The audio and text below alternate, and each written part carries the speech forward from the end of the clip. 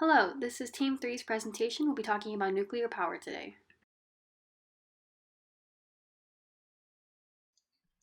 What is nuclear power? Nuclear power is a reliable and efficient power source that comes from the use of nuclear reactions. These reactions in turn generate heat as nuclear energy is created. The most common use for the heat generated is turbines. These turbines are powered through the boiling water, which creates steam, which in turn then produces electricity as the turbines spin. Nuclear power comes from three different kinds of nuclear reactions. Those three being nuclear decay, which is when an atom loses its energy from radiation, nuclear fusion, which is the joining of atoms, and nuclear fission, which is the opposite. Atoms are broken down instead of built up. The most commonly used method for creating nuclear power is nuclear fission through the use of uranium. Lucky for us, uranium happens to be a relatively common element. The only real difficulty that comes from harvesting uranium is finding areas with large concentrations of it. It can be found just about anywhere on the Earth's surface: oceans, seas, dirt, and rocks. Let's go back to the other sources though. While the other two sources can be used, fusion is extremely difficult to meet its requirements for consistent use, and decay only really serves a few niche purposes. As far as how long we've been using nuclear power, well, in 1942, the first reactor was created. At first, the US didn't really focus much on the energy that it provided. We were instead fixated on harnessing the power of nuclear energy to create atomic bombs for World War II. Sorry, Hiroshima. It wasn't until 1945 that people began to realize just how vital nuclear energy could become in the future. They began to imagine a world where fossil fuels would go unused and energy would fail to have any shortages. Many of them felt that nuclear energy could and would power anything and everything. It wasn't until 1954, though, that the first nuclear power plant was created. The use of this powerful energy source hasn't been completely perfect, though. During the year 1979, a partial meltdown occurred in Dauphin County, Pennsylvania. Admittedly, there wasn't any fatalities or injuries, though the possibility was certainly there.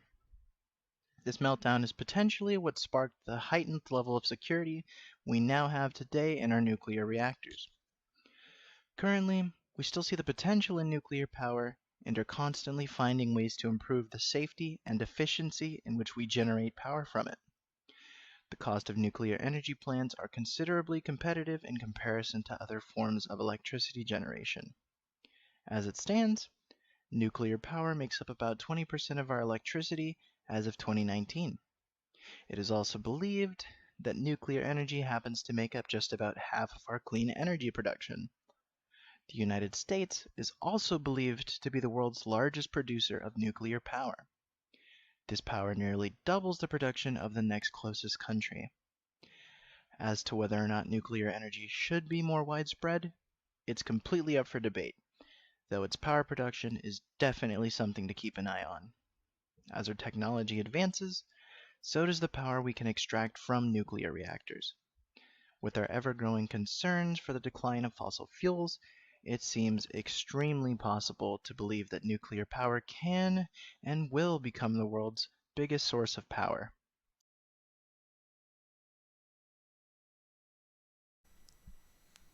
My name is Makayla McCall, and in this part of the presentation, I'll be going over the advantages and benefits of using nuclear energy.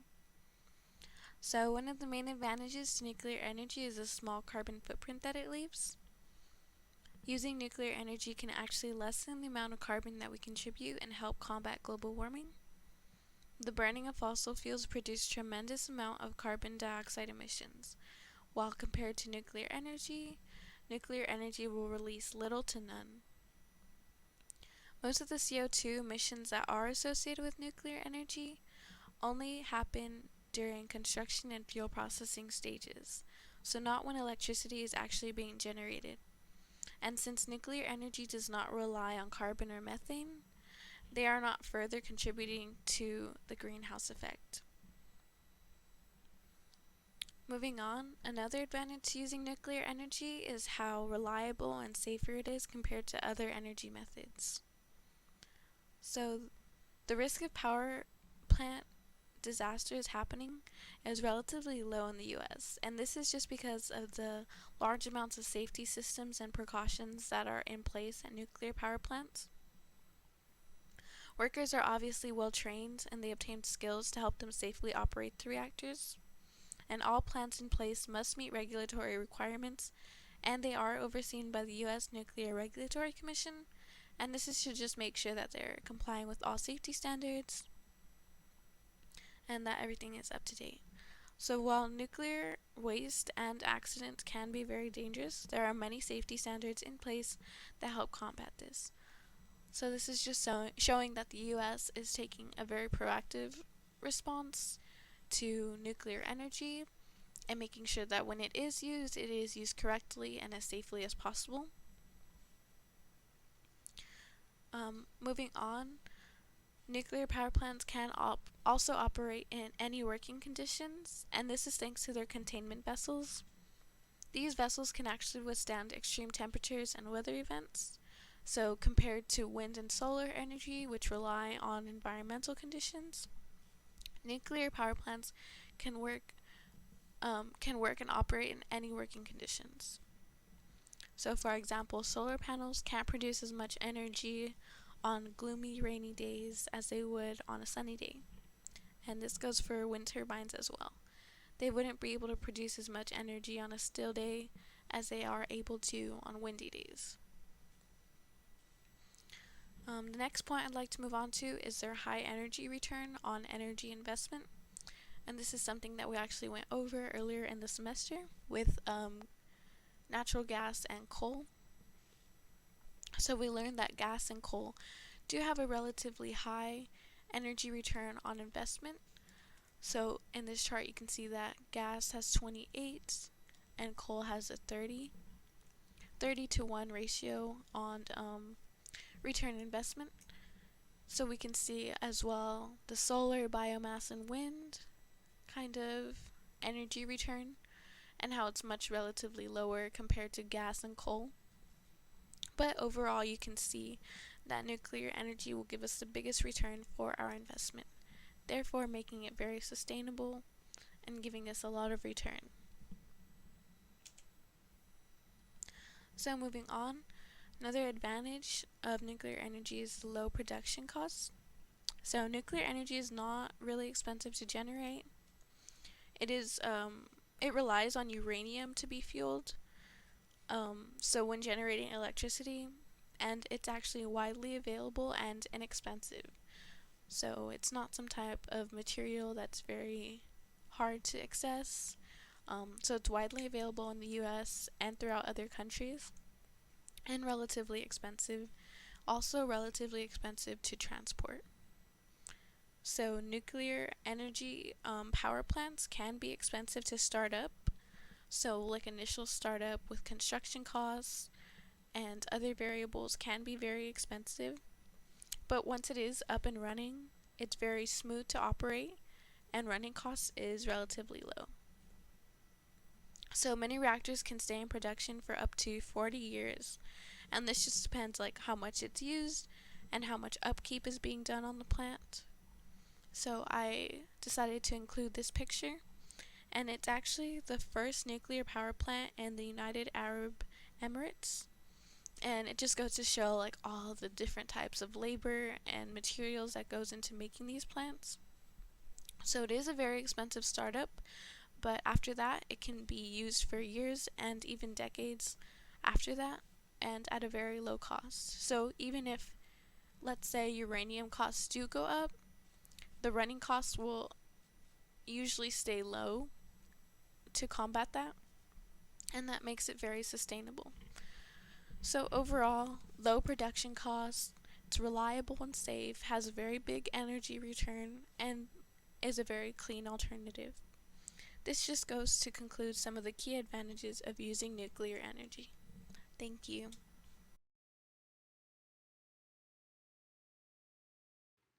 Hi guys, it's Hailey, and I'm going to be talking about the disadvantages of nuclear power plants. So, first off, they are very expensive to build. Manufacturers have seen increases from about $2 to $4 billion in 2002 to $9 billion in 2008. And so those are going to account for all of the upfront costs of building the equipment and all of the safety parameters and stuff like that. And then additionally, excess funds have to be allocated for aimed for storing and managing waste products that are ultimately going to be produced by the plants, because those do need to be taken care of. Next, there is a obvious environmental threat to creating nuclear power plants, and this is mostly due to the open pit mining systems that are needed to gather enough uranium to power the plant. And so you can see this on the right side with a picture of a open pit mine at Kakadu National Park in Australia, and you can see how that system has just totally destroyed the landscape of that natural area. And this also provides problems such as the uranium mill tailings, which create more of an impact when the nuclear waste is being stored. Which brings me to my next point of dealing with the nuclear waste. So all of that waste has to go somewhere, right? It can't be destroyed. So the standard way of dealing with that as of right now is to contain the waste in units and to store all of that underground, which is of course only a temporary solution because there's only so much space for that waste to go, and therefore better ways need to be figured out how to use that before nuclear power plants can be a sustainable option. Because when that nuclear waste is being stored underground, there can be a lot of issues of it affecting the surrounding environment, even underground from where it's being stored.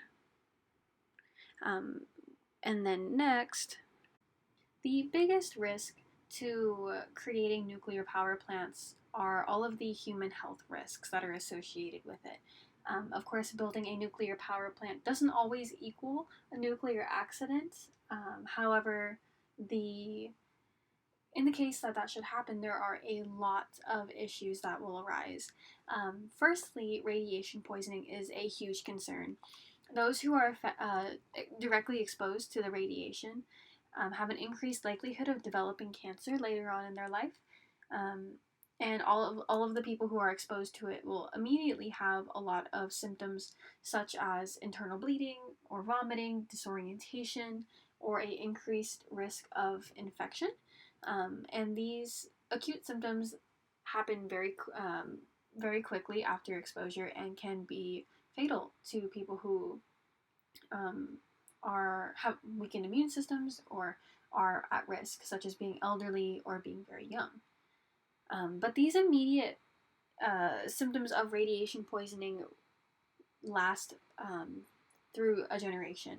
So expectant mothers who are exposed to radiation have a increased chance of their babies having neonatal effects, defects, such as developmental delays or suffering from diseases such as hyperthyroidism, which are all directly caused by an overexposure to radiation.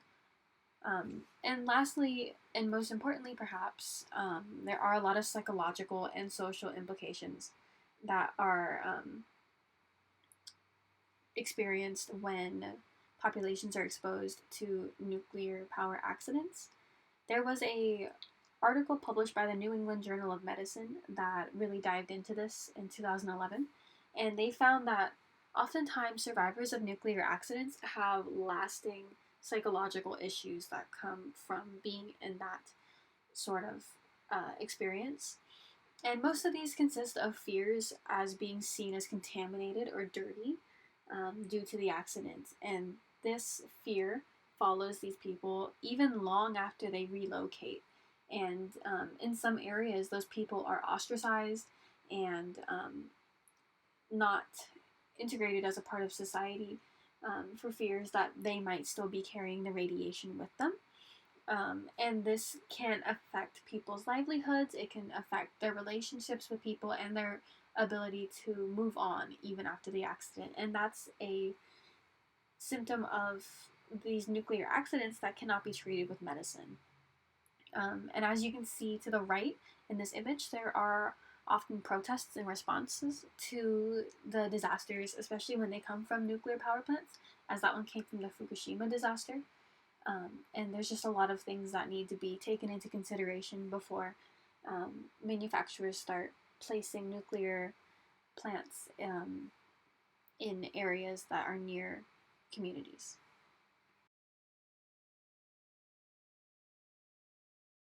My name's Andrew Anderson. I'm on Team 3. We had the nuclear power section, and I was tasked with the real-world examples of nuclear energy.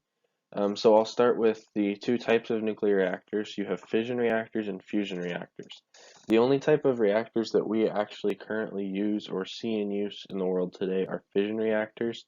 That's the PWR, BWR, and PHWR reactors. The PWR is pressurized water reactor, the BWR is boiling water reactor, and the PHWR is pressurized heavy water reactor. Those are the three different types you'll see as we go through the slideshow. With fusion reactors, a great example of this is the sun. The sun is the largest fusion reactor. It produces a large amount of energy, and it kind of shows us maybe a future possible source of energy from a fusion reactor. There are plans in the UK to build fusion reactors, and it would be the first of its kind. But as of right now, those are just plans, and that's a long ways off still. Now, a couple examples of fission. I did say the PWR, BWR, and PHWR. These are actually the top three largest reactors as of 2019, I believe. So the largest PWR plant is the Hanol nuclear power plant in South Korea. It has a net capacity of 6,100 or so megawatts, and that's on 6 different reactors. That is actually the third largest nuclear reactor. The largest nuclear reactor is the boiling water reactor. That's the Kawasaki Kariwa nuclear power plant in Japan. Its net capacity is almost 8,000 megawatts. That's on 7 different reactors, and that is again the largest nuclear power plant currently in the world. The PHWRs, this is the second largest, is the Bruce Nuclear Generating Station in Canada. Its net capacity is about 6,500 megawatts on 8 different reactors. And then another note about all this is the PWR reactors make up 60% of all nuclear reactors worldwide. BWR makes up about 20%, and then the PHWR is only about 10%. And it's actually kind of interesting. The P and BWRs are together 80%, and that's the United States only uses those. They do not use the PHWRs. The PHWRs are found in countries like Canada and India, who mainly use those. In the US, they use 96 different reactors at 58 different nuclear plants in 29 states. So that kind of just gives you an idea of the scale of the nuclear energy plants in the United States.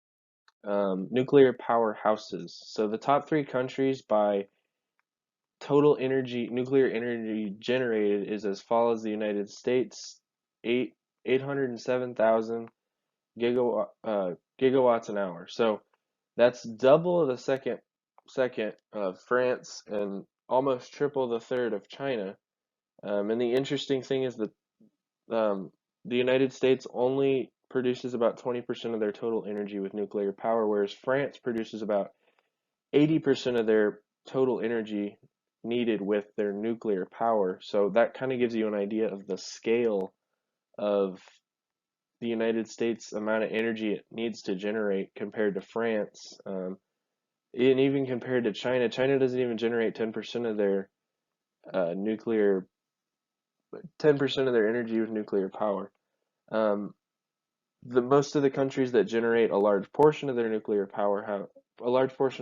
with nuclear power have small amounts of total energy needed to be generated. And it's kind of interesting. If you look at this chart off to the side, it shows the countries who hold the world's most nuclear weapons. And it's interesting how it coincides with nuclear energy. But Russia doesn't really have much nuclear energy. They just have nuclear weapons. The United States is the only country that has heavy amounts of both. So that was a very interesting thing I found.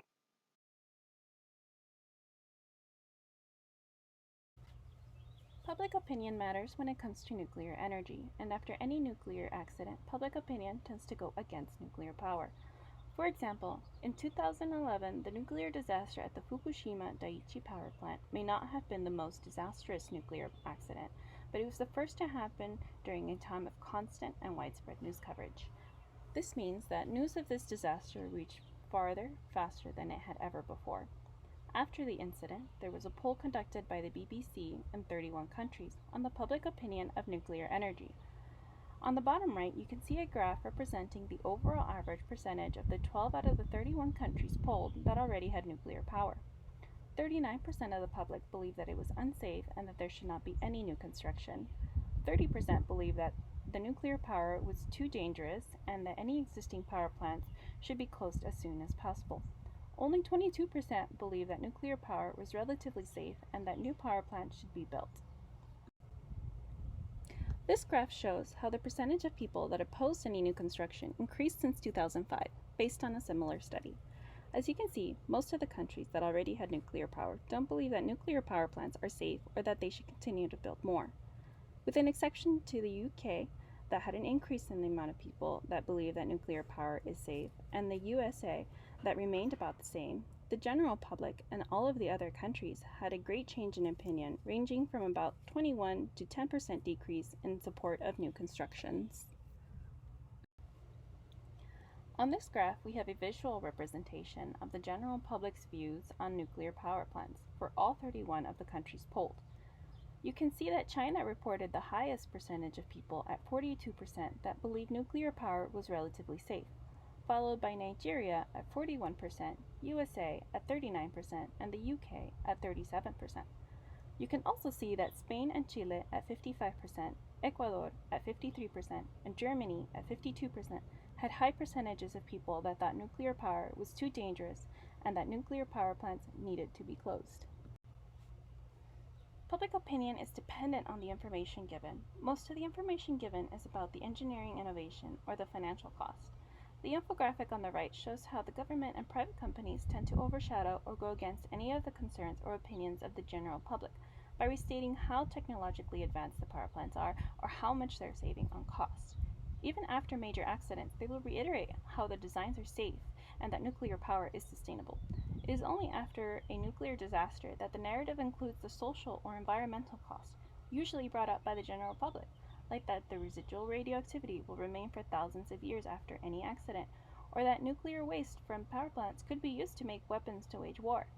Nuclear power has great benefits but can come at a great cost, and in order to understand the total cost of nuclear power, there needs to be open and truthful communication when it comes to the environmental and societal cost, along with the financial cost. Once there is an understanding of the total cost, we can make more informed choices about nuclear power and understand what's at stake when we choose this form of energy.